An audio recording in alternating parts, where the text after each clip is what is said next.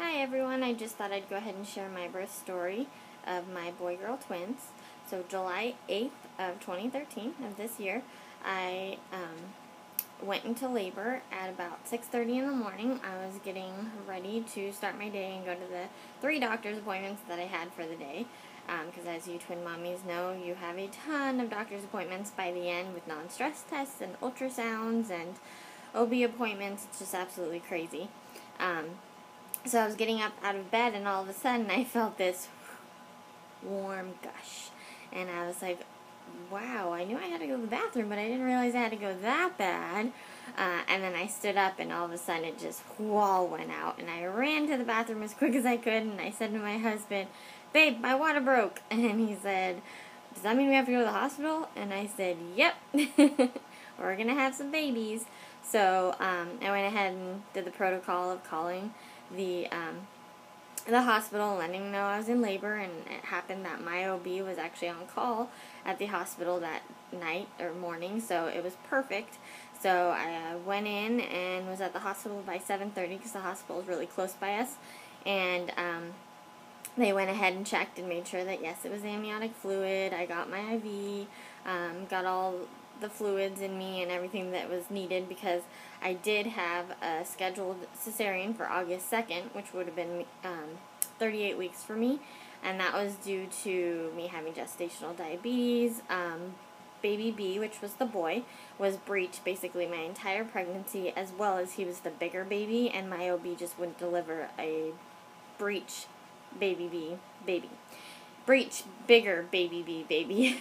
So, which I understood, and I really, really badly wanted to have a vaginal birth and tried to have a natural birth with them, but by about 30 weeks, I'd just come to the realization it was just what was best for the babies to go ahead and have a cesarean. I didn't want to risk anything. I didn't want anything to go wrong, because I would never forgive myself for that. So, at that point, for me, a cesarean was the safest thing for them, and that's what my doctor had suggested and wanted, and so I trusted her, and I knew that was the better route. So when my water broke unexpectedly, and we went that day, by 10:07 we had baby A, which was our girl baby, and her name is Sydney Harper, and at 10:08 we had our baby B, which was the boy baby, and his name is Tristan Sawyer.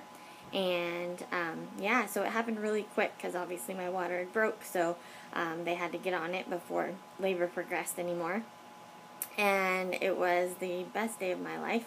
I was very happy, and the cesarean really wasn't bad at all. I know a lot of people I've heard a lot of people said it was really hard recovery, had a tough time with it. I didn't really feel that.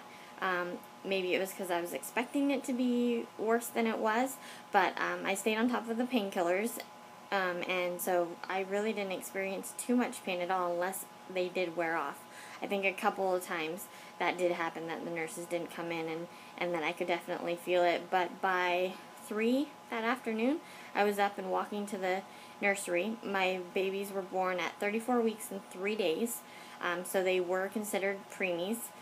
They were quite large babies for preemies. My boy baby was 6 pounds and 5 ounces, and my girl baby was 5 pounds and 8 ounces. So for 34 weeks and 4 days, that was really good, actually, because I know there were 2 other sets of twins born at that week at the hospital, and they were full-term babies, and they were weighing like 4 and 5 pounds. So I had very large babies, but because they were born before 35 weeks, they were automatically put into the nursery at the hospital, or the NICU, and but they didn't need any breathing help. They didn't need any feeding tubes. The only thing was they were in those little heating incubators, so they needed help to keep their body temp. And then they both had jaundice, very mild though. They didn't end up needing phototherapy or anything like that, or the light therapy, or I'm not sure what you call it, but where they stick them in that little thing with the light. They didn't need that. They had a lot of poking and prodding and a lot of testing and monitoring, but really, for being 34-week preemie babies, they weren't acting like it, which was great, because before having them, before having the C-section that morning, they warned me and said, be prepared. You're having your babies really early. They probably will be in the hospital until full term of 40 weeks. And I said, no, they're not going to. No, what are you talking about? They're big. And they said, it doesn't matter what size they are born before 35 weeks, so not everything has 100% developed, and they're not as strong as if they were born full term. So I just kept saying, no, my babies aren't going to be here. And sure enough, so that was Monday, July 8th. By Tuesday, July 16th, Tuesday morning, we were discharged from the hospital. And so they were 8 days old, and we were out of the hospital. And again, they never needed any oxygen, feeding tube, nothing. I did exclusively pump for them. They, like I said, were preemies, so they didn't want to use their energy in trying to latch and trying to nurse. So from right after having them, they got me a pump, and I started pumping, and then within, I think, 3 days, my milk came in. So the first 3 months was exclusively pumping, and I'll go into that in a different video. And then, so by the time we left the hospital, like I said, it was that next Tuesday. So that was really good. I had a wonderful experience. I had wonderful staff at my hospital. It really couldn't have been better. They were so good to me and my husband and to our babies. They really took good care of us.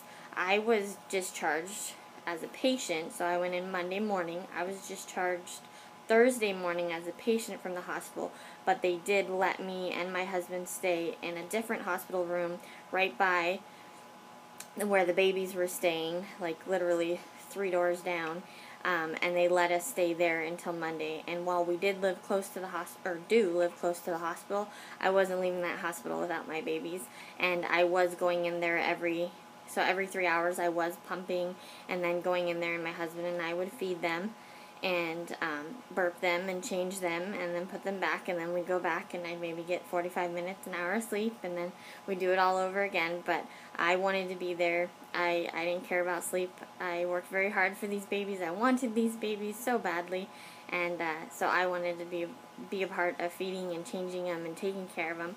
And I'm just so happy that they were as healthy as they were. We were so blessed and so lucky that they were as healthy as they were born at 34 weeks. But as far as the C-section goes, like I said, it really was not bad at all. You definitely do feel like your guts are going to fall out, but I did follow people on YouTube that had C-sections, and so some of their suggestions I did take, and one of them was to make sure you had like a belly band or like a belly support. So I made sure to ask my doctor like right from the get-go before I even had the C-section, and so she went ahead and had one of the nurses bring me one of those, and it's just like this huge, like maybe about this wide, and really long, probably wraps around you about 2.5 times, elastic, and it has the Velcro, and it really gave a lot of support. It was very helpful instead of when you stand up just feeling like your guts are falling out. So that helped with support. So definitely a must. I probably wore it for about the first 3 weeks after having the C-section. And then what else? Again, like I said, I was walking by 3 o'clock that afternoon. I got up and walked around and walked to and from the nursery by day. I was using the wheelchair here and there as help and support, but by day 2 or 3, I think, I wasn't using the wheelchair anymore. My incision healed really nicely. It's maybe about that big. My doctor did a really good job. Again, that maybe took 3 or 4 weeks for it to fully kind of close and heal up. And then now here I am 5.5 months, and yeah, it's just a very thin red line, a little scar, and it's right above like your pubic bone, so not bad at all. Yeah, I guess really it was a smooth delivery. It was a smooth birth. Nothing went wrong. I didn't feel anything.